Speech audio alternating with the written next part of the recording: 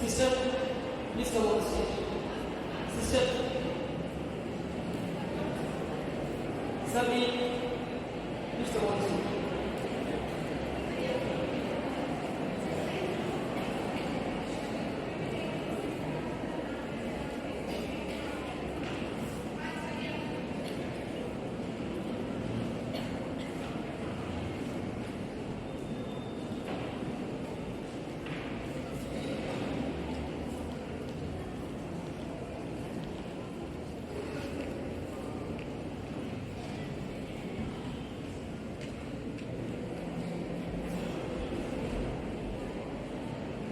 Career counseling session. I would like to take knowledge before start my session. And when I will complete my session, check your knowledge, so you will be so happy. Because I will tell you the lots of ways you how to make career in your life. Because you are in this turning point, right? Okay. So time and career counseling, which is the two-way communication. हम भी बात करेंगे आपसे, आप भी हमसे बात करेंगे। मैं जो कुछ बोलूंगा वो भी आपको बोलना है, क्योंकि उसमें हमें फिर मजा आएगा, क्योंकि करियर एक ही बार करता है life. Because time is very crucial, time is very important.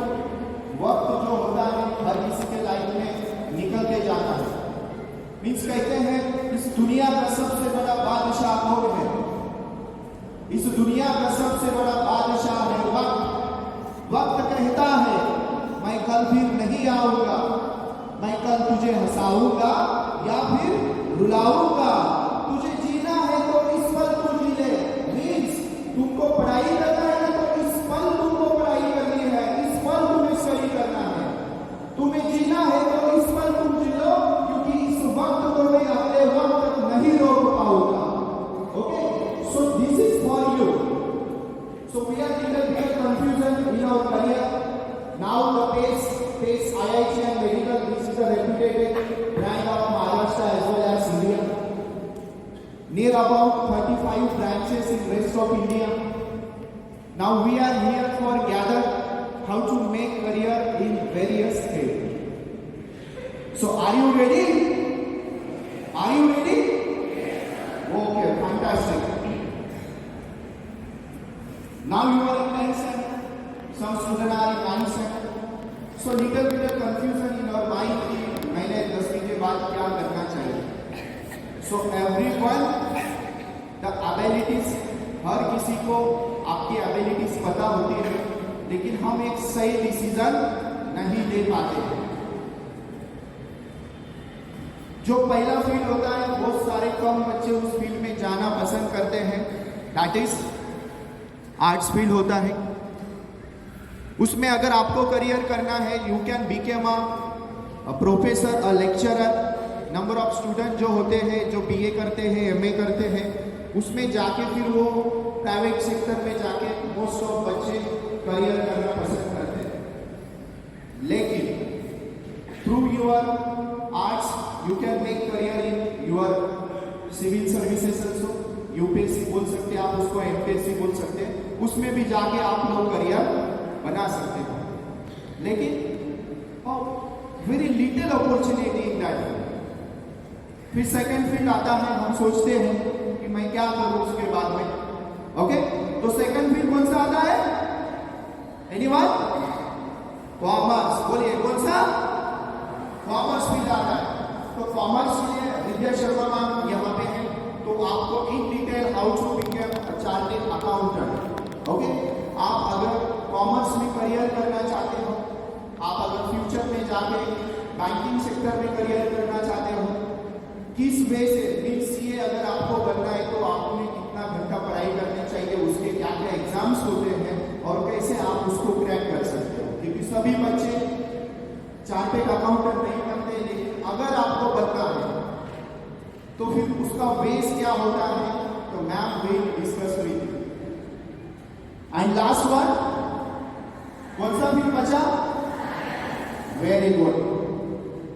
क्या था 15, 20, 25 साल पहले, ये जो मैंने पहले दो फील्ड आपको बताए, उसके जाने वाले स्टूडेंट बहुत ज्यादा है। हर किसी के पास अभी स्मार्टफोन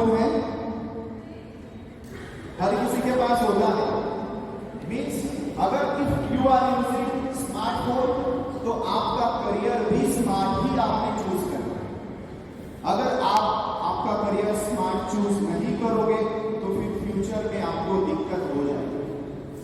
सो 11-12 सायन्स मीन्स लास्ट फील्ड जो सायन्स होता है, सायन्स म्हणजे समुद्र आहे, लक्षात खूप मोठं समुद्र आहे, त्याच्यामध्ये तुम्हाला ज्या फील्डमध्ये जायचंय, ज्या बेसमध्ये जायचंय, त्याच्यामध्ये तुम्ही करियर करू शकता। साइंस फील्ड अगर जाते हैं तो बहुत सारे बच्चों का ड्रीम होता है, I want to join national defence academy, what NDA, okay, लगता है हमें, so I will join Indian army, Indian navy, Indian air force through NDA. तो हम वन बाय वन कुछ ऑप्शंस हैं आपके करियर के बारे में, वो अच्छे से टेक्निकली देखते हैं। जिसको लगता है कि नोट डाउन करना है तो बच्चे they can make the notes also. So national defence academy कौन सा फील्ड है? पहला जोर में बोलेंगे, कौन सा field? Through NDA you can join Indian army, Indian navy, Indian air force. फिर हम सोचेंगे कि सर जैसे कि हमारे यहाँ धुलिया सिटी में आपके बहुत सारे सोल्जर हो गए, राइट, लेकिन जो सोल्जर होते हैं उनके बॉस कौन होते हैं? ओके, तो उनके बॉस होते हैं कर्नल, नाम सुना होगा, सुना है आपने? यस और नो? सेकंड होता है मेजर, थर्ड होता है लेफ्टिनेंट। मीन्स स्टूडेंट यूपीएससी हर साल एनडीए का एग्जाम कंडक्ट करवाती है, point to be noted.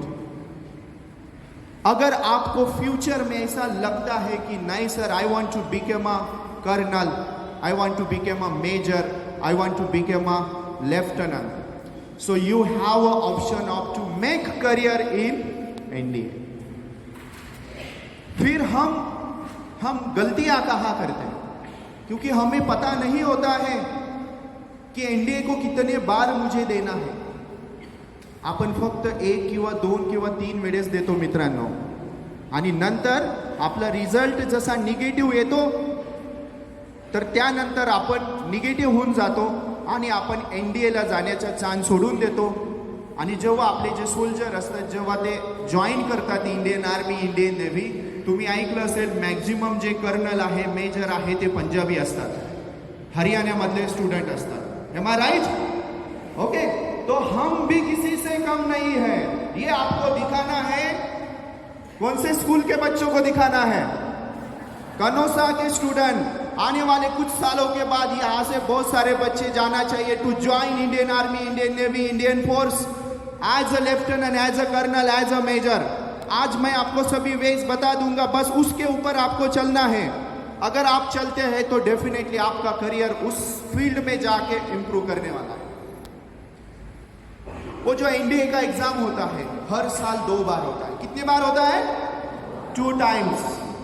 Means you will have twice in a year, 2 chance आपको मिलने वाले हैं। तो सबसे इंपॉर्टेंट होता है उसका एज क्राइटेरिया। और एनडीए में अगर आप लोग करियर करना चाहते हो तो एज सबसे इंपॉर्टेंट थिंग है। जो पहला एग्जाम जो होता है उसका जो फॉर्म निकलेगा वो दिसंबर या जनवरी में निकलता है। पहले एग्जाम का फॉर्म कब निकलेगा? दिसंबर और जनवरी। तो अभी कौन सा महीना चालू है? दिसंबर। मीन्स अभी गूगल के ऊपर आपको सर्च करते रहना है कि कब एनडीए के फॉर्म निकलेंगे। इफ यू कंप्लीट 15.5, अगर आप 15.5 साल कंप्लीट कर चुके हो, then you can eligible to give the NDA exam। तो 15.5 से लेके 18.5 तक जो होता है एप्लीकेशन करने का एज आप लोगों का होता है 15.5 से लेके 18.5 तक। मीन्स कितने साल देने वाले आप? कितने साल? 3 years। मीन्स 1 साल में आपको कितने चांस मिलेंगे? 2। तो 3 years में कितना? 6 टाइम। तो कोई भी जो बच्चा है डिमोटिवेट नहीं होगा, जो फर्स्ट एग्जाम, सेकंड एग्जाम देने के बाद में अगर रिजल्ट नहीं आता, बिकॉज कोशिश करने वालों की कभी हार नहीं होती है। तो in a year you can times और ये जो पूरा प्रोसेस होता है एनडीए का, ये पूरा 1 साल तक चलता है. Means when you complete your 15.5 years तुमचं कंप्लीट पाहिजे, तर लास्ट एज सिलेक्शनचं असेल तुमचं 19.5. आपण 11thला जातो, 12thला जातो, 1 किंवा 2 वेळेस ट्राय करतो आणि नंतर सोडून देतो. तर सोडायचं नाही आहे तुम्हाला. 3 वर्ष तुम्हाला ऑपॉर्च्युनिटी मिळणार आहे. यामध्ये काही सिलेक्शन प्रोसेस आहे. एका वर्षामध्ये मिनिमम टू मॅक्झिमम 400 to 450 एका वेळेस जागा भरल्या जातात. मीन्स इन अ इयर 400, 2 वेळेस एक्झाम असेल तर किती जागा भरल्या जातील सीट्स? 800, राइट? तो 800 into 3 हाउ मेनी? 2000. बोलिए कितना जागा मिलेगा आपको? 2400. तो 2400 सीट्स में से कम 24 सीट्स किस स्कूल को आने चाहिए? कनौसा स्कूल के बच्चों को यहां से आगे 24 सीट्स एवरी ईयर मिलने ही चाहिए. कंपटीशन भले ही बड़ी हो, लेकिन अगर आप में विल पावर अगर हो, अगर आप मेहनत देने की सोच से हो, अगर यू आर सो डिटरमाइंड, अगर आप निश्चय कर चुके हो मुझे इस फील्ड में जाके करियर बनाना है, तो बच्चों आपको कोई नहीं रोक पाएगा. तो पहला जो प्रोसेस होता है वो एग्जाम का प्रोसेस होता है, रिटन एग्जाम. तो अभी आपको एलिजिबिलिटी क्राइटेरिया पता लग गया, तो उसमें 2 पेपर आपको मिलने वाले हैं. पहला जो पेपर होता है वो मैथ्स के ऊपर आपका पेपर रहेगा. So if you R command on maths, अभी आप बचपन से मैथ्स पढ़ते आ रहे हो, सीख रहे हो. सेकेंड पेपर होता है जीमैट के ऊपर, जनरल एबिलिटी टेस्ट. अभी जो मैथ्स का पेपर होता है that is for 300 marks, and GMAT का जो पेपर होता है that is for 600 marks. Means exam कितने मार्क्स का बन गया? 900 मार्क्स. कितने मार्क्स? 900. फिर 900 में क्वालिफाइंग जो क्राइटेरिया होता है वो 25% होता है क्वालिफाइंग. लेकिन अगर आपको एनडीए में सिलेक्शन करना है तो 900 आउट ऑफ आपको मिनिमम 600 प्लस मार्क्स आने चाहिए. अगर इतना मार्क्स आपको आता है, लास्ट ईयर का कट ऑफ 568 था, इस year about 600.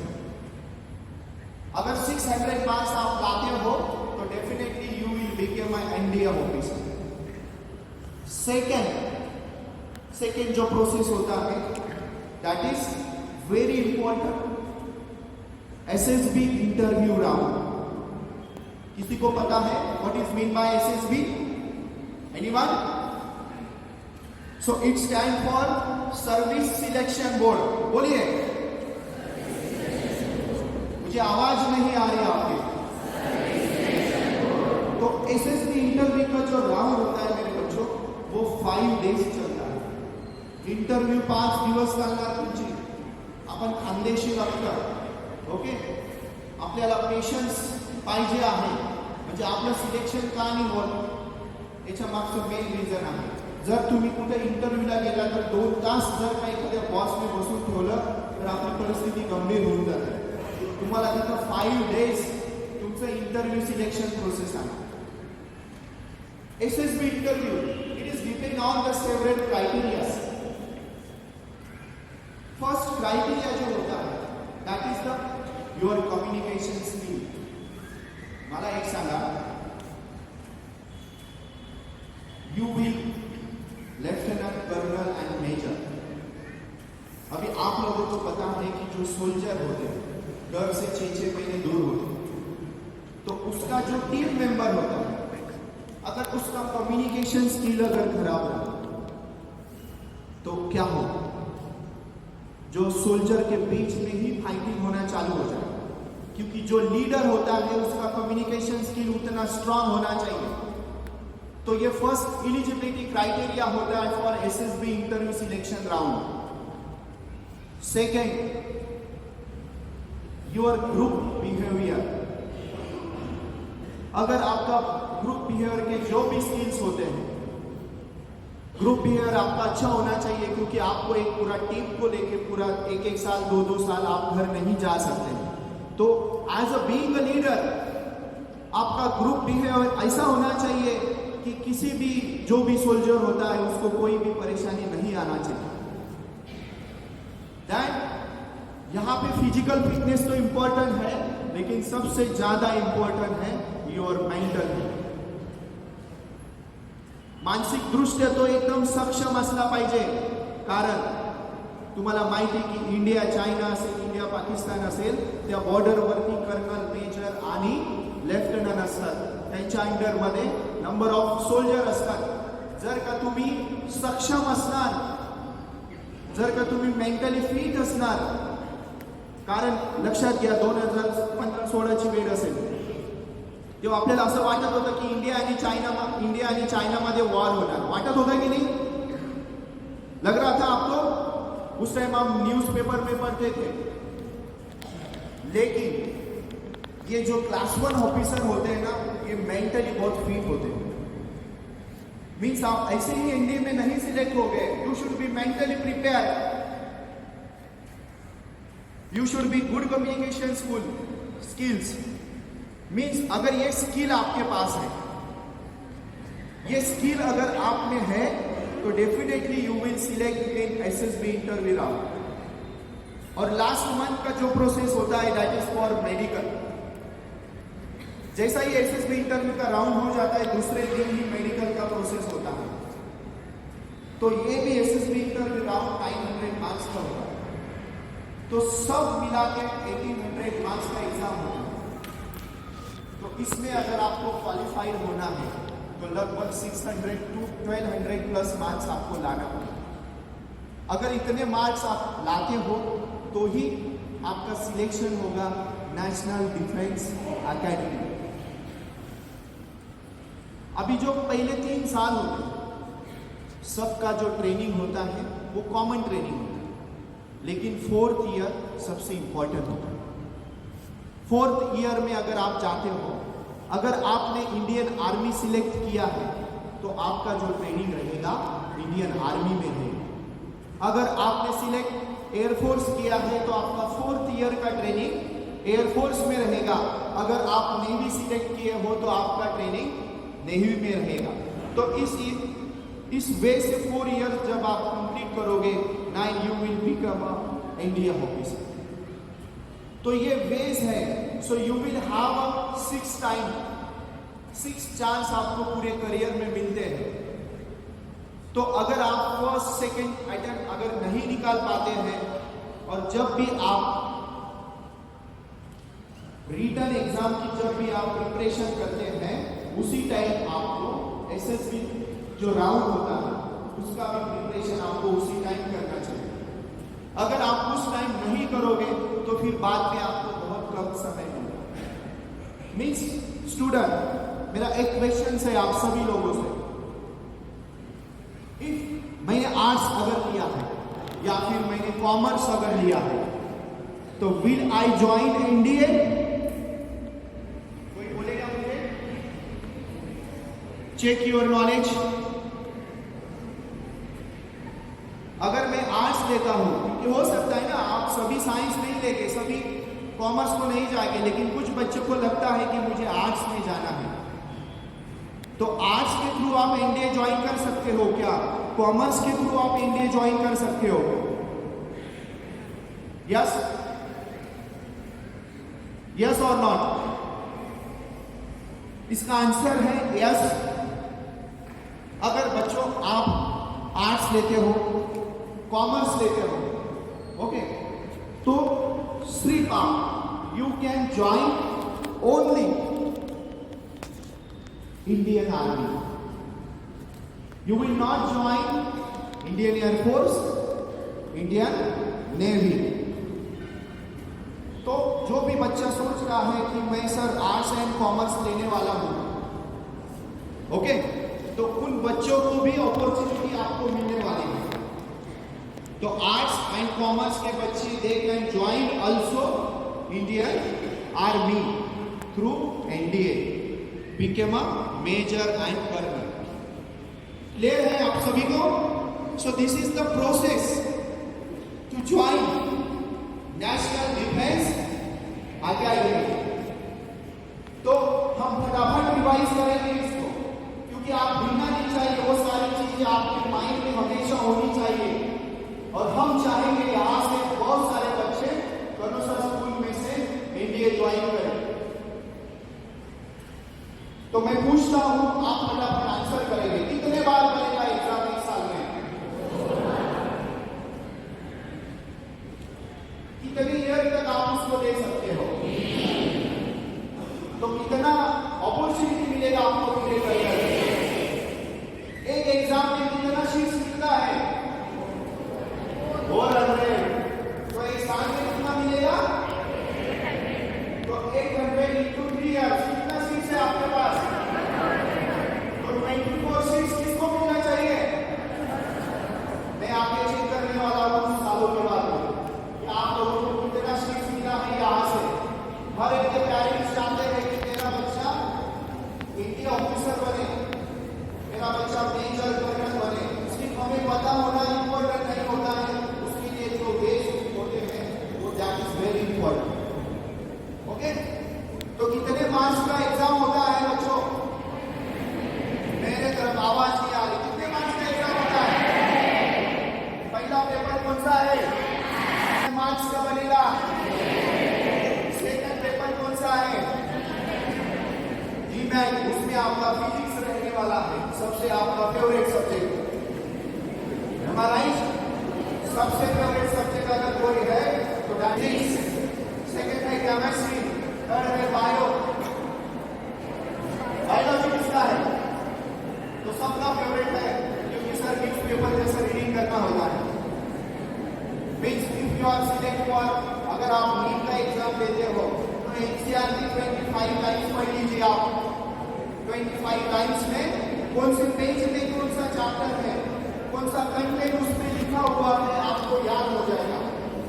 And here 360 out of 360 आप बायो में निकाल सकते हो। Then your politics, civics, geography, ये सारे इंक्लूडिंग होते हैं जीमैट। क्लियर है? तो this is all about your national defence academy. तो कोई भी कंफ्यूजन किसी बच्चे में नहीं होना चाहिए। क्लियर है? सेकेंड, देखिए हम साइंस नहीं खेल रहे अभी तक, साइंस की अपॉर्चुनिटीज। तो जो बच्चे कॉमर्स और आर्ट्स लेना चाहते हैं, जिनको अगर एनडीए ज्वाइन करना है तो वो बच्चे भी जा सकते हैं। आपको जो पहला एग्जाम रहेगा दिसंबर में उसका फॉर्म निकलेगा, तो पहला एग्जाम आपका अप्रैल में होगा। सेकेंड एग्जाम का फॉर्म जून जुलाई में निकलेगा, उसका एग्जाम सितंबर में होगा। तो ये सारे जो महीने हैं, मंथ्स हैं, वो आपको अच्छे से याद रखना है, तब जाके आप उसमें करियर बन सकते हैं। दैट सेकेंड फील्ड जो होता है, मीन्स ये जो एनडीए होता है, फिजिक्स, केमिस्ट्री, मैथ्स, बायो, जिनका कंफ्यूजन होता है ना कि सर मैं दोनों ग्रुप रखना चाहता हूँ, इसलिए हम होता है ना कंफ्यूजन कि सर मैं मैथ्स भी रखना चाहता हूँ, मैं बायो भी रखना चाहता हूँ। इसलिए मैं लास्ट में आपको बताया कि जो बच्चे कंफ्यूज है, जिनको लगता है कि मैं पीसीएम भी करना चाहता हूँ, so they have option of NDA, ध्यान में रखिए। Second, very important, who was scientist of our India? Who was missile man? तो उसके बाद में to become a scientist, research and development. अगर फ्यूचर में आपको लगता है मुझे साइंटिस्ट बनना है, क्या बनना है? साइंटिस्ट, तो फिर उसके लिए बेस क्या होगा? जैसा वर्ल्ड में नासा बताया आप सभी को, आपके बात लगता है इसरो, 1990 में इसरो से ज्वाइन करता है। So that is very important कि अगर आप इसरो में करियर करना चाहते हो, if you want to become a scientist, अगर आपको साइंटिस्ट बनना है तो उसके लिए कुछ एलिजिबिलिटी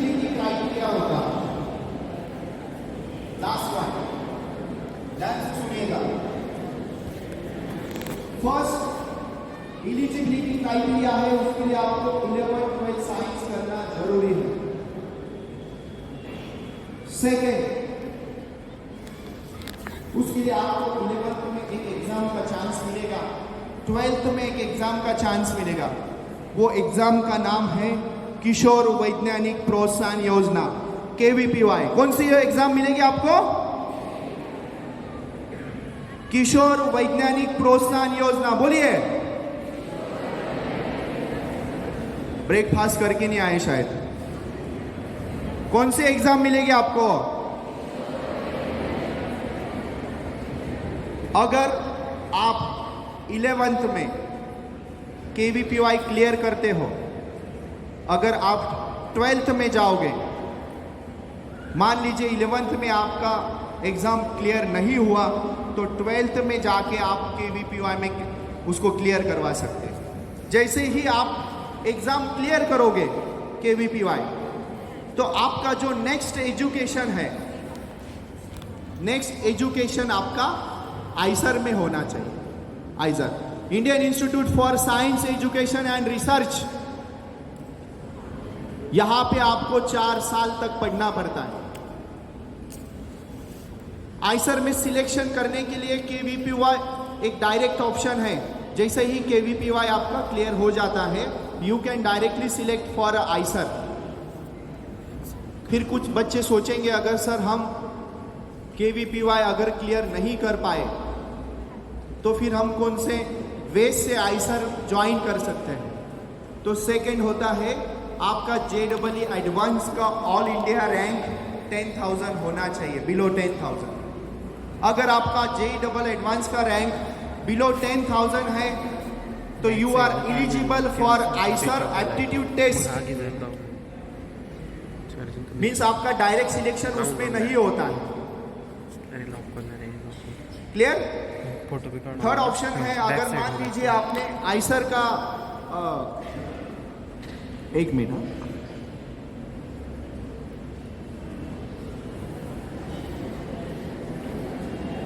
मान लीजिए आपने अगर JEE एडवांस अगर आप क्लियर नहीं कर पाए, बिलो 10,000 ऑल इंडिया रैंक नहीं आया, तो फिर 12th स्टैंडर्ड में आपका 90+% आना चाहिए। Then you are eligible for to give IISER aptitude test. तो ये सिलेक्शन प्रोसेस है for to became a scientist. अगर आपका 4 साल में आइसर में एजुकेशन होता है, स्टूडेंट, अगर आपका 4 साल में आइसर में एजुकेशन होता है, then your journey will start to join ISRO. जैसा टेक्नोलॉजिकल फील्ड में आप साइंटिस्ट बन सकते हैं, वैसा ही जो बायो का फील्ड होता है। अभी कोरोना था 2 साल, राइट? कोरोना भगाने के लिए हमने वैक्सीनेशन रिसर्च किया है।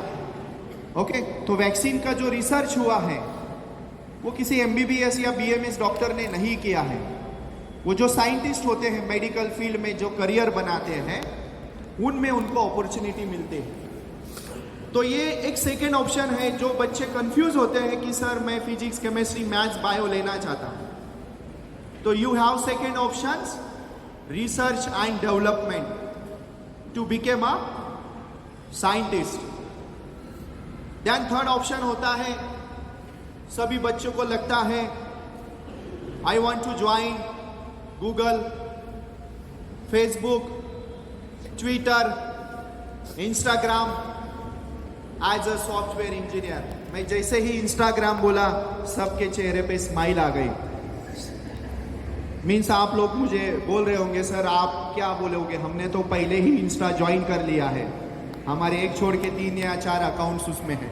तो I am not talking about, मैं बात कर रहा हूं जो उसके पीछे जो सॉफ्टवेयर इंजीनियर है उसके बारे में। अगर आपका करियर ये मल्टीनेशनल ब्रांड में एज अ सॉफ्टवेयर इंजीनियर अगर आप बनना चाहते हो, so you will have JEE mains, JEE advance, ये 2 नेशनल लेवल की एग्जाम आपको देना जरूरी है। हम मेंस के बारे में देखते हैं। मेंस के बारे में आपका नॉलेज हम चेक करेंगे। कोई बताएगा मुझे मेंस कितना मार्क्स का होता है? स्पेशली 10 के बच्चे।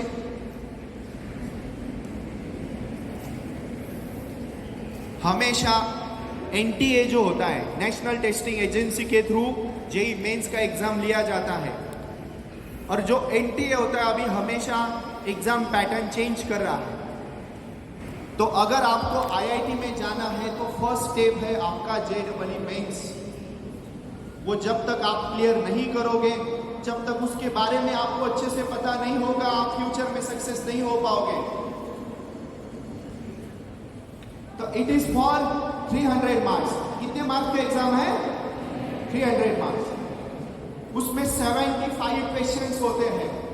उसमें 60 क्वेश्चंस जो होते हैं उसमें +4 -1 निगेटिव मार्किंग होती है, जो कि आप अभी स्कूल में पढ़ रहे हो। स्कूल की जितने भी एग्जाम आप दे रहे हो उसमें आपको निगेटिव मार्किंग नहीं है। और रिमेनिंग जो 15 क्वेश्चंस होते हैं वो नो निगेटिव मार्किंग के होते हैं, और उसमें इंटीजर टाइप का आपका आंसर आना चाहिए, न्यूमेरिकल्स। तो ये 75 क्वेश्चंस आपको मिलेंगे, 300 मार्क्स मिलेंगे। फिर आपका नेक्स्ट क्वेश्चन आएगा, सर मैं क्यों प्रिपरेशन करूं जेईई मेंस का?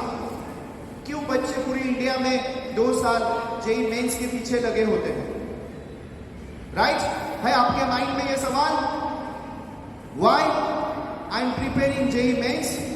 Because I want to join national institute of technology, NIT। सुना है नाम? सुना है?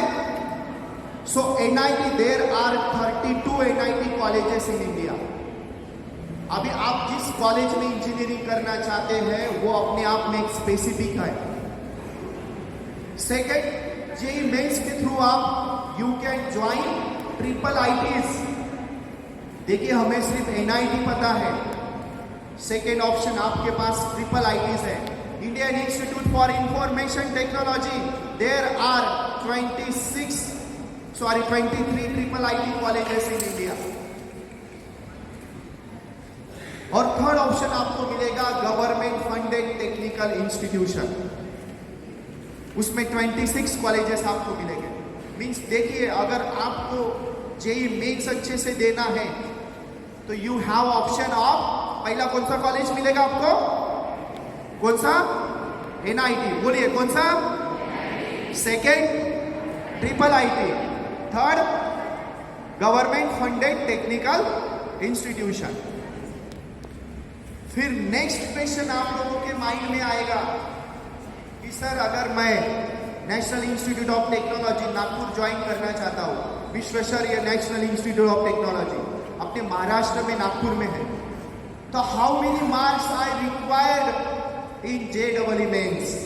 सो दैट इज इंपॉर्टेंट, और यही आप लोगों का गोल रहेगा।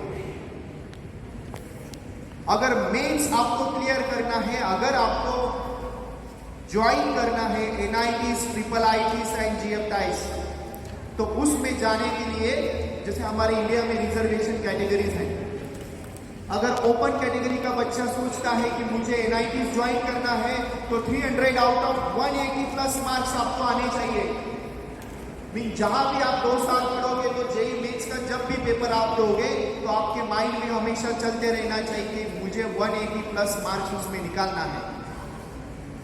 ओबीसी में से जो बच्चे आते हैं 150, SC NT में से जाते हैं तो 120 मार्क्स आपको रिक्वायर्ड है। लेकिन इसमें मैं थोड़ा डेप्थ जाना चाहूँगा।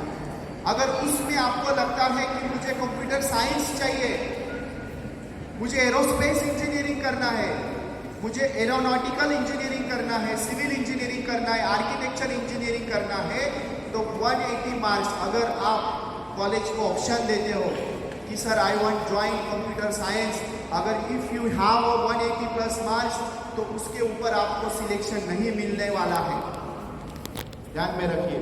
अगर आपको कॉलेज को चॉइस देना है, चॉइस कि सर मुझे NIT में सॉफ्टवेयर इंजीनियरिंग करना है, मुझे एरोस्पेस इंजीनियरिंग करना है, अगर आपके पास 180 मार्क्स आते हैं तो फिर you will not select for their branch, क्योंकि उसके लिए कंपटीशन बहुत है। समझिए आप ये चीज को। अगर आपको कॉलेज को चॉइस देना है, अगर आप चॉइस देना चाहते हो कि मुझे सिर्फ सॉफ्टवेयर इंजीनियर बनना है, मुझे सिर्फ CS में जाना है, तो 180 प्लस में 50 मार्क्स प्लस करना पड़ेगा आपको। मीन्स 220 230 लगभग 250 के करीब जब आप मार्क्स निकालोगे आउट ऑफ 300, तब कॉलेज को जो आप स्ट्रीम बोलोगे उस फील्ड में आपको एडमिशन मिलने वाली है। हमें पता नहीं होता है, इसलिए हम पीछे पीछे आते जाते हैं। वहां पे आपको मार्क्स ही लगने वाला है। अगर आप में है वो एबिलिटी कि मुझे 250 प्लस निकालना है, देखिए गोल सेट करना एक अलग चीज है और उसके लिए प्रयास करना ये सबसे बड़ा कठिन संघर्ष होता है। आप इतना डिटरमाइंड होना चाहिए आपके लाइफ में कि मैं जो गोल सेट करूंगा, देखो आपको पहले नीचे ही बनना जरूरी है। उसके बाद में when you will achieve your goal, you required instance hard work. Without hard work के बिना आप आपके लाइफ का गोल अचीव नहीं कर पाएंगे बच्चों। और सबसे इंपॉर्टेंट होता है acceptance the ideas of others. Means आपके जो टीचर्स आपको जो वेज बताते हैं क्लास में, फिर चाहे फिजिक्स हो, केमिस्ट्री हो, मैथ्स हो, बायो हो, तो वो जो आइडियाज है, वो जो थॉट्स होते हैं, किसी रिलेटिव में आपको अगर कुछ लोग बताते होंगे तो उसको आपको एक्सेप्ट करना जरूरी है। एंड देन लास्ट जो होता है that is patience. I would like to request सभी पेरेंट्स को, मैं रिक्वेस्ट करूंगा कि don't pressurise to the student for that. हर एक स्टूडेंट को अपना एबिलिटी पता होता है कि मैं क्या कर सकता हूं। हमने पेरेंट्स लोगों को अभी इसीलिए इनवाइट किया था, मैम से हमने रिक्वेस्ट किया था कि पेरेंट्स अगर होते हैं तो अच्छी बात है। क्यों? ये जो करियर उनको करना है, लेकिन वो किस वे से करेंगे ये आप लोगों को भी पता होना चाहिए। इसका जो कंपटीशन लेवल होता है वो आप लोगों को भी पता होना चाहिए। क्योंकि 2 साल ऐसे होते हैं जो इंडिया में जाना चाहते हैं, एडवांस में जाना चाहते हैं, मेडिकल में जाना चाहते हैं, बहुत सारे जो टॉपिक आते हैं, कुछ टॉपिक ऐसे आते हैं उनको एक दिन में ऐसा लगता है कि मैं आज ही IITian बन जाऊंगा, एक दिन में ऐसा लगता है कि मैं आज ही MBBS डॉक्टर बन जाऊंगा। और कुछ दिनों के बाद जब हम उसको पूछते हैं, म्हणजे शेअर मार्केट जेवढं जोरात उंच जातं त्यांचं अभ्यासाचं आणि जसं कॅल्क्युलस चालू होतं, ओके, केमिस्ट्री के जब चैप्टर स्टार्ट होते हैं, केमिकल इक्विलिब्रियम्स, फिर हम धीरे धीरे हमारा जो शेयर मार्केट जो होता है वो नीचे आने लगता है। So that is why the parents here you should motivate your student daily. बेटा अगर आपको नहीं समझता है तो आस्क योर टीचर्स। जब तक आप बच्चों के साथ आपका कम्युनिकेशन बहुत स्ट्रांग होना चाहिए, भले ये एक दिन का सवाल नहीं है, इसमें जितना बच्चे आगे जाएंगे, जितना डेप्थ सॉल्व करोगे, इसमें सबसे इंपॉर्टेंट है सचिन तेंडुलकर एवढा मोठा का झाला। ऊन असेल, वादळ असेल, पाऊस असेल, परंतु त्यांनी सगळ्यात जास्त कुठेही जर असेल तर प्रॅक्टिस केलेली। मित्रांनो, जर तुम्हाला mains, advance, NEET, whatever your goals, अगर आपको कुछ भी गोल अचीव करना है, so you required daily questions practice. जब तक आप फिजिक्स हो, केमिस्ट्री हो, मैथ्स हो, बायो हो, रिगरस क्वेश्चंस प्रैक्टिस आप लोग जब तक नहीं करोगे, मीन्स हैबिचुअल आपने होना चाहिए। 50 क्वेश्चंस में डेली फिजिक्स के सॉल्व करूंगा, 50 क्वेश्चंस में मैथ्स, केमिस्ट्री, बायो के सॉल्व करूंगा। अगर आप डेली 200 क्वेश्चन सॉल्व करते हो तो डेफिनेटली आपका रैंक इंप्रूव होगा। So this is all about your JEE mains. And second, अगर आप मेंस का कट ऑफ क्लियर करते हो, so you are the eligible for the number 1 exam of India, जो हर किसी का सपना होता है। I want to become a IITian. It is time for Indian Institute of Technology. So there are 23 IIT colleges in India. लेकिन ये 23 में से बच्चों टॉप 7 IIT सबसे ज़्यादा इम्पोर्टेंट है। हर किसी का जो सपना होता है उसको लगता है कि मैं ये टॉप 7 में चला जाऊं। IIT पवई है हमारे महाराष्ट्र में, IIT दिल्ली है, IIT खड़गपुर है, IIT कानपुर है, IIT गुवाहाटी, IIT मद्रास। देखिए 20 साल पहले आपके पेरेंट्स, हम पढ़े लिखे थे लेकिन हमें गूगल चलाना नहीं आता था, समझे आप। लेकिन आज देखिए, अगर आप रूरल एरियाज में भी अगर जाते हो, किसी फार्मर्स को भी पूछते हो तो वो भी गूगल चला रहा है आज। क्यों चला रहा है? कौन है इसके पीछे? कोई बता सकता है? Who is the CEO of Google? जोर में बताओ।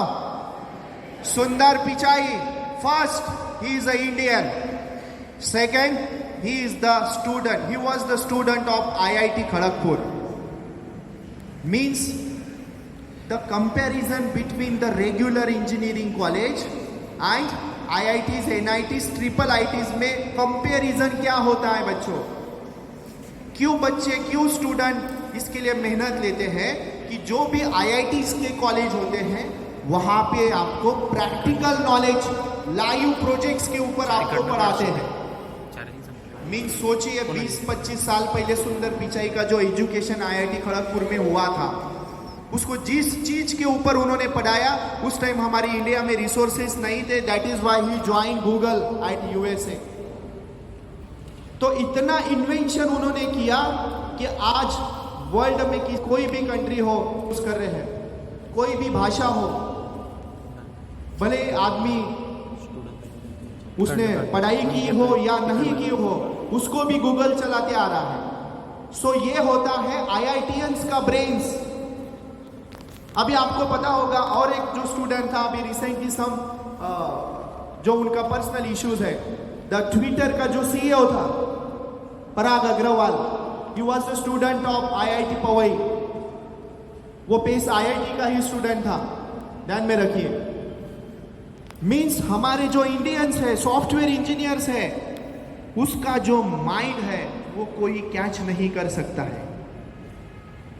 तो वो लाइव प्रोजेक्ट्स जो होता है वो IITs, ट्रिपल ITs, NITs में बच्चों को पढ़ाया जाता है। जो रेगुलर इंजीनियरिंग कॉलेज होता है उसमें थोड़ा थ्योरेटिकल बेस्ड नॉलेज बच्चों को ज्यादा होता है। तो अगर आपको फ्यूचर में JEE एडवांस क्लियर करना है, so it have 2 papers, paper 1 and paper 2। एक ही दिन में पेपर रहेगी, ऑनलाइन एग्जाम ही रहेगी इसमें। लेकिन 6-7 लाख बच्चे मेंस देते हैं, एडवांस देने वाले बच्चे 1.5-2 लाख होते हैं, और सीट सिर्फ 15 से 20 हजार के बीच में टोटल सीट्स होती है। फिर आप कभी सोचते हो कि क्यों रिमेनिंग बच्चों का सिलेक्शन नहीं होता है? कहां पे हम गलतियां करते हैं कि हमारा सिलेक्शन IIT में नहीं होता है? What is the exact eligibility criteria for JEE advance selection for IIT college? So important thing वो है मेरे बच्चों। द फर्स्ट वन, हम जब सोचते हैं कि मुझे एडवांस का प्रिपरेशन करते हैं, तब हम लोग बोर्ड की तरफ नहीं देखते। So your 11-12 board is very important. अगर आपको 12th स्टैंडर्ड में 75% अगर आपको आते हैं, so you are eligible for to seat in IIT। और सेकेंड सबसे इंपॉर्टेंट एलिजिबल क्राइटेरिया अगर है तो that is your every subject cut off. There will be the subject wise cut off. अगर मान यहाँ पे पेपर फिक्स नहीं होते, जैसा मेंस का पेपर फिक्स है वैसा एडवांस का फिक्स नहीं होता है। 180 मार्क्स के 2 पेपर हो गए, 150 मार्क्स के 2 हो गए, 100 मार्क्स के 2 हो सकते हैं। आपको उसके बारे में नहीं सोचना है। आपको सोचना है जो भी फिजिक्स, केमिस्ट्री, मैथ्स है उसमें जो NTA कट ऑफ डिक्लेयर करेगा, हर सब्जेक्ट का कट ऑफ आपने निकलना चाहिए। मान लीजिए 150 मार्क्स के 2 पेपर बन गए, 100 मार्क्स ईच सब्जेक्ट को डिवाइड हो गए, और उसमें गवर्नमेंट ने अगर डिक्लेयर किया कि एवरी सब्जेक्ट में आपको 35 मार्क्स लाना जरूरी है, मान लीजिए आपने फिजिक्स केमिस्ट्री में 90 100 मार्क्स निकाले और जो थर्ड सब्जेक्ट था मैथ्स, उसमें अगर आपने 34 मार्क्स निकाले, भले ही आपको मार्क्स ज़्यादा हो गए अदर स्टूडेंट से, लेकिन आपने एलिजिबल क्राइटेरिया जो है वो आपने क्वालिफाइड नहीं किया। मीन्स आपको एवरी सब्जेक्ट में 35 प्लस मार्क्स आना चाहिए। Cut off should be change for every year. मैं एक एग्जाम्पल के तौर पे आपको बता रहा हूं, और यही चीज हमें पता नहीं होती है, इसीलिए हम क्या करते हैं, हमारे कोई भी दो सब्जेक्ट स्ट्रॉन्ग करना पसंद करते हैं। लेकिन if you are thinking for your IIT, if you are thinking for JEE advance, so you should study all 3 subject daily. You must command on all 3 subject daily, क्योंकि आपको तीनों सब्जेक्ट का qualifying criteria complete करना है। Then you are select for the JEE advance for the IIT college.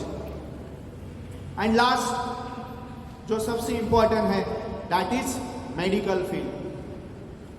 Corona आलेला, कोरोनाने आपल्याला importance काय आहे मेडिकलचं ते सगळ्यांना समजून दिलं आहे। भले ही US डेव्हलप्ड कंट्री थी, परंतु लोकांचे प्राण ते वाचू नहीं शकले, लक्षात घ्या। सो मेडिकल के लिए इंपॉर्टेंट जो एग्जाम होता है, कौन सा एग्जाम होता है, कौन सा? मग नीट जर तुम्हाला द्यायची असेल तर कशी देणार तुम्ही? नीटच द्यावी लागेल ना। Okay, so it is stand for national eligibility entrance test. उसमें 2020 में एम्स का एग्जाम अलग होता था, ध्यान में रखिए, all India institute of medical science. और एक एग्जाम अलग होता था, Jawaharlal institute of post graduation in medical education and research, JIPMER. ये 2 एग्जाम पहले अलग होते थे, लेकिन अभी ये कैंसिल हो गए, ध्यान में रखिए। तो इनमें जो MBBS की सीट्स भरी जाती थी, अभी एक ही एग्जाम के थ्रू भरी जाएगी। वो एग्जाम कौन सा है? NEET. NEET stand for 720 marks, physics for 180, chemistry for 180 and biology for 360। तो बायोलॉजी में 2 पार्ट आएंगे आपके, जू एंड बॉटनी। तो हम सोचेंगे कि हम नीट क्यों देना चाहता है, बिकॉज टू ज्वाइन हमें चाहिए bachelor of medicine and bachelor of surgery, MBBS, BDS, BMS, BHMS, nursing की कोर्सेस है, बैचलर ऑफ वेटरनरी साइंस के कोर्सेस है, पैथोलॉजी रिलेटेड कोर्सेस है, फिजियोथेरेपी रिलेटेड सारे कोर्सेस है। इन सारे कोर्सेस के लिए एक ही एग्जाम देना पड़ता है, दैट इज नीट। लेकिन यहां पे इंपॉर्टेंट है गव्हर्नमेंट मेडिकल कॉलेज,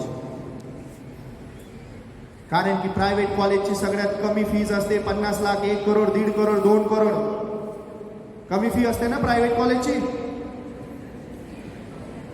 अगर आपको डॉक्टर बनना है तो you should give only government medical college. फिर नेक्स्ट क्वेश्चन आएगा, sir how many marks are required for MBBS government college? तो हमारे महाराष्ट्र में सबसे ज्यादा सीट्स है, सबसे ज्यादा गवर्नमेंट कॉलेजेस हैं। पहले 23 कॉलेजेस थे कोविड से पहले, फिर 2 बढ़ गए, 25 हो गए, अभी इस साल और 2 बढ़ गए। There are 26 government medical college in Maharashtra. लेकिन उसमें 3 रीजन है, 3 रीजन है। एक मुंबई रीजन अलग है, एक पुणे अलग है, और मुंबई पुणे के बाद में रिमेनिंग कॉलेजेस अलग है। अगर आप नायर में जाना चाहते हो, KM में जाना चाहते हैं, टोपीवाल में जाना चाहते हैं, जो top most government medical college इन मुंबई, मुंबई में जो बच्चा सोचता है कि मुझे वही जाके MBBS करना है, so you require 650 plus marks in your NEET exam. जब आपको 650 प्लस आएंगे तो ही आपका मुंबई के कॉलेज में सिलेक्शन होगा। अगर आप पुणे में सोच रहे हो तो 600 मार्क्स रिक्वायर्ड है मेरे बच्चों। अगर मुंबई पुणे अगर आप छोड़ते हो तो तुमच्या धुळ्याला पण हिरे मेडिकल कॉलेज आहे, जळगावला पण आहे, नंदुरबारला पण आहे, सातारा, सांगली, कोल्हापूर, वर्धा, नागपूर। मागच्या वर्षाचा MBBSचा ओपनचा कट ऑफ आहे 568 मार्क्स, मीन्स 570 प्लस। देखिए इसमें कुछ रॉकेट साइंस नहीं है। अगर आपको 570 प्लस मार्क्स अगर आते हैं तो definitely you will get government medical college. ये ओपन का कट ऑफ था, OBC में 10 मार्क्स कम आया था, 558 MBBS के लिए। तो आपको अगर नीट करना है तो गवर्नमेंट मेडिकल कॉलेज एक ऑप्शन है ओनली। प्राइवेट में आपको फिर फीस ज्यादा भरना पड़ेगा वहां पे। अगर आप 650, 600, 570 प्लस का अगर आप टारगेट लेके चलते हो, जहां पे भी आप ज्वाइन करोगे तो जो भी नीट के बच्चे हैं they should keep in your mind कि मुझे 570 प्लस मार्क्स उसमें लाना ही है। और जब भी वो टेस्ट बनेगी आपकी, अगर उतने मार्क्स नहीं आना है तो फिर आप खुद नीड एनालिसिस आपका करना है आपको। और इसमें एक अलग एग्जाम होता है आर्म फोर्स मेडिकल कॉलेज। हमने जो इनिशियली डिस्कशन किया कि Indian army, Indian navy, Indian air force, इनके भी हॉस्पिटल्स होते हैं, तो वहां पे जो बच्चे जाते हैं वो आर्म फोर्स मेडिकल कॉलेज में से जाते हैं, वो हमारे पुणे में है। और there are only 130 MBBS seats in arm force medical college, 105 seats for boys and 25 seats for girls. अगर आर्म फोर्स मेडिकल कॉलेज आप ज्वाइन करना चाहते हो तो आपको नीट एग्जाम में 570 प्लस मार्क्स आना चाहिए, then you are eligible to give entrance aptitude test of AFMC। और ये एप्टीट्यूड टेस्ट देने के बाद में दोनों मिलके जो फाइनल मेरिट लिस्ट आएगी उसके थ्रू आपका सिलेक्शन होगा आर्म फोर्स मेडिकल कॉलेज में। और सबसे लास्ट जो है, जो इंजीनियरिंग में भी है और मेडिकल में भी है, जिसका कोई नहीं होता है, उसकी लास्ट में कौन सी एग्जाम होती है?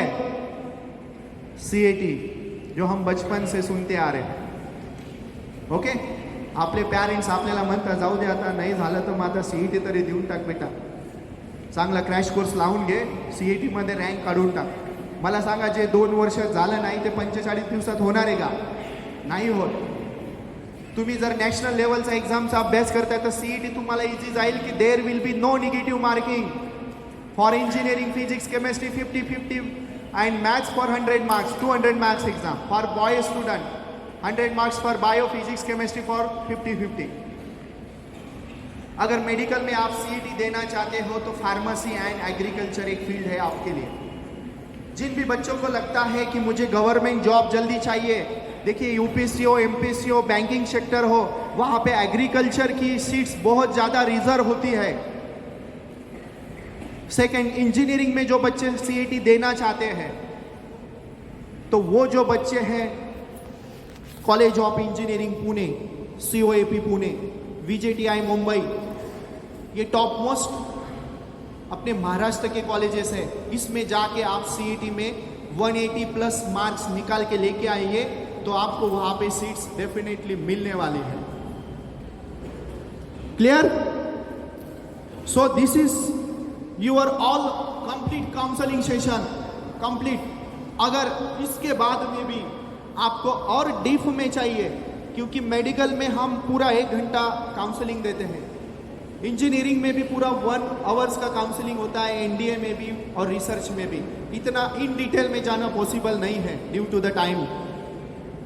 तो जिन भी बच्चों को लगता है कि मुझे इन डिटेल में और काउंसलिंग सेशन को अटेंड करना है, so now Pace is here, Pace IIT Mumbai.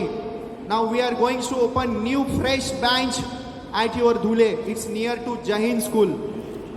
जहीन school के बाजू में हमारी ब्रांच ओपन हुआ है, तो वहाँ पे आके आप 1-to-1 और इन डेप्थ में करियर सेशन आप अटेंड कर सकते हैं। इसका कोई मोटिव नहीं है कि आपने एडमिशन ही लेना है, लेकिन आपका करियर सबसे इम्पोर्टेंट है। ओके, सो इसीलिए मैं आपको बताया कि when I start my session check your knowledge, and when I complete my session check your knowledge, because PACE is the most trusted, reputed brand of India. अभी एक 5 मिनट में विद्या शर्मा मैम आपको रिगार्डिंग द CA कुछ बच्चे जो commerce में जाना चाहते हैं उनके बारे में बताएंगे, लेकिन उससे पहले I was attend your function parents day. उस time our team is so appreciate the stage daring, the communication skill of Miss Gunjan Patil. So who is the Gunjan Patil? Okay, so please come off the stage. Please clap for Gunjan Patil. I would like to Ritu ma'am and Vidya ma'am to felicitate her.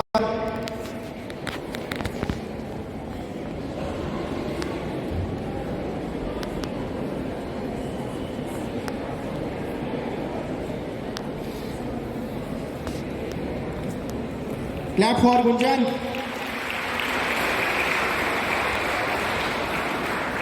रुकिए बेटा. Yes, Gunjan के लिए कुछ हम बोलेंगे. संधी मिळेल तुलाही, संधी मिळेल तुलाही, लगेच तू घाबरू नकोस. आयुष्य खूप सुंदर आहे, फक्त तू खचू नकोस. लक्षात घ्या. यस बेटा.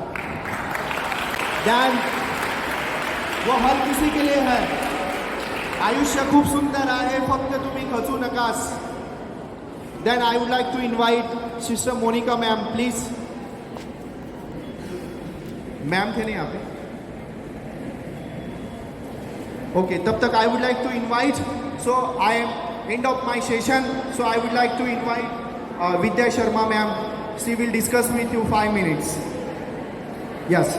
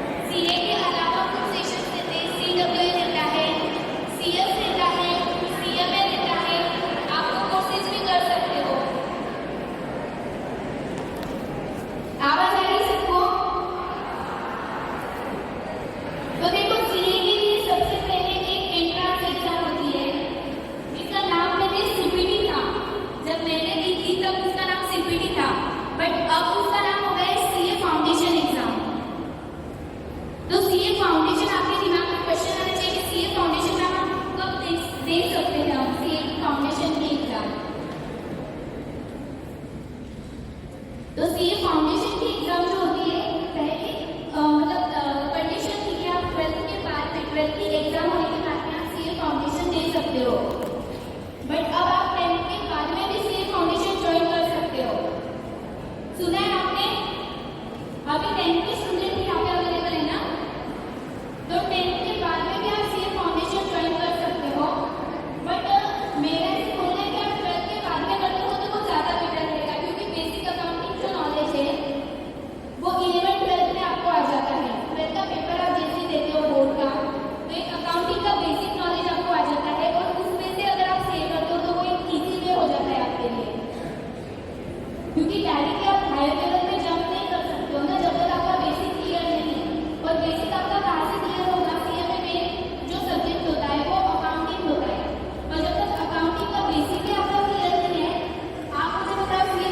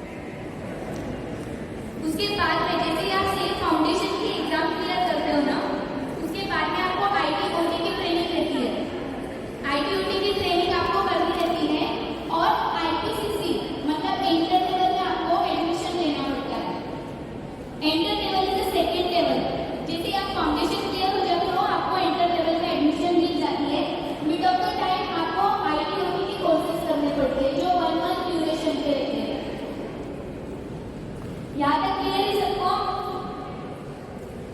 फिर एंटर में आपको आते हैं दो ग्रुप। एंटर में दो ग्रुप रहते हैं, फाइनल में दो ग्रुप रहते हैं। फर्स्ट ग्रुप में आपका रहता है अकाउंट्स रहता है, कॉस्टिंग रहता है, उसके बाद में लॉ रहता है आपका। और कौन से सब्जेक्ट रहते हैं पता है किसी को? टैक्सेशन सुना होगा सबने, तो टैक्स में भी आपको दो पार्ट रहते हैं। एक रहता है डायरेक्ट टैक्स, एक रहता है इनडायरेक्ट टैक्स। डायरेक्ट टैक्स में आपको इनकम टैक्स से रिलेटेड सारा कैलकुलेशन रहता है, और इनडायरेक्ट टैक्स में आपको पूरा जीएसटी से रिलेटेड नॉलेज रहता है। जैसे ही आप फर्स्ट ग्रुप क्लियर करते हो, 200 मार्क्स का आपका ये पेपर होता है। ठीक है, 4 सब्जेक्ट आपके 400 मार्क्स के होते हैं। पासिंग 200 मार्क्स एग्रीगेट आना चाहिए, और हर सब्जेक्ट में 40 प्लस मार्क्स आने ही चाहिए। उसमें इंडिविजुअल सब्जेक्ट पासिंग भी होती है, मतलब हर सब्जेक्ट में 40 प्लस मार्क्स आउट ऑफ 100, और चारों सब्जेक्ट मिला के 200 प्लस मार्क्स आपको आने ही चाहिए। जैसे आपको 200 मार्क्स आ रहे, आपका ग्रुप 1 क्लियर हो गया। जैसे आपका ग्रुप 1 क्लियर हो जाता है, आपको पूरा ग्रुप 1 की प्रिपरेशन आप कर सकते हो, ग्रुप 2 की प्रिपरेशन आप कर सकते हो। ग्रुप 2 के लिए अगेन 4 सब्जेक्ट होते हैं, फाइनेंशियल मैनेजमेंट, ऑडिट, EISM और इकोनॉमिक्स। यहाँ तक क्लियर है सबको? अगेन वो 150 मार्क्स की आपकी उसमें पासिंग लगेगी, और फिर आपका आता है फाइनल लेवल। जैसे आप सेकंड ग्रुप क्लियर करते हो, आपका आ जाता है फाइनल लेवल। फाइनल लेवल जैसे आप आते हो, उसके पहले आपको कुछ कोर्सेज से जो करने पड़ते हैं। जैसे आप फाउंडेशन का कोर्स क्लियर करते हो, तो आपको ITOT मैंने बताया, तो आप जैसे एंटर का कोर्स कंप्लीट कर लेते हो, आपको एक एडवांस ITOT का कोर्स होता है, एक GMCS का कोर्स होता है। और ये कोर्सेज कौन से हैं? जिसमें आपको प्रैक्टिकल ट्रेनिंग दी जाती है, how to behave, how to perform practically. और फिर आपका आता है फाइनल। फाइनल में जैसे आप फाइनल क्लियर करते होते हो ना, फिर आप बन जाते हो एक चार्टर्ड अकाउंटेंट। उसके अलावा आपके पास में ऑप्शन है, कॉमर्स में लेके बैंकिंग सेक्टर में आप जॉब कर सकते हो, फॉरेंसिक ऑडिटर आप बन सकते हो, अकाउंटेंट आप बन सकते हो। ये सारी अपॉर्चुनिटीज जो है, लॉयर आप बन सकते हो, LLB, LLM आप कर सकते हो। तो ये सारी अपॉर्चुनिटीज जो रहती है आपकी कॉमर्स फील्ड से रिलेटेड रहती है। यहाँ तक क्लियर है सबको?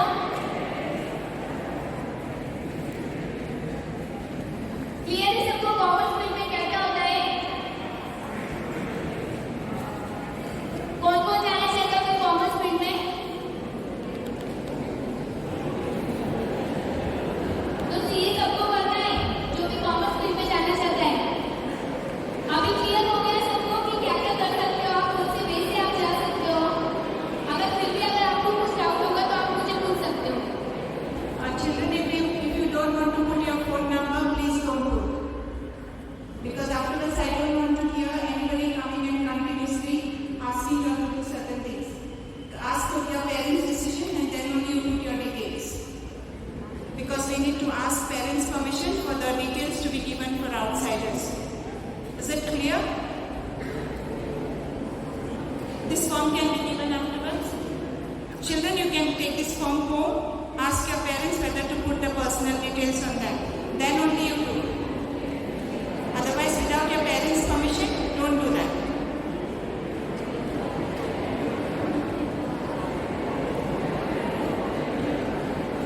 क्लियर है सबको कॉमर्स फील्ड से related? Thank you.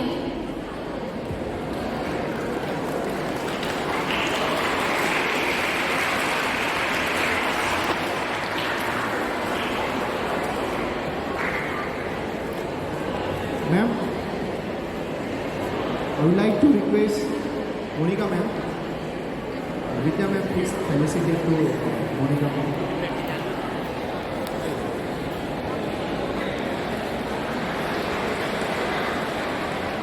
Thank you ma'am.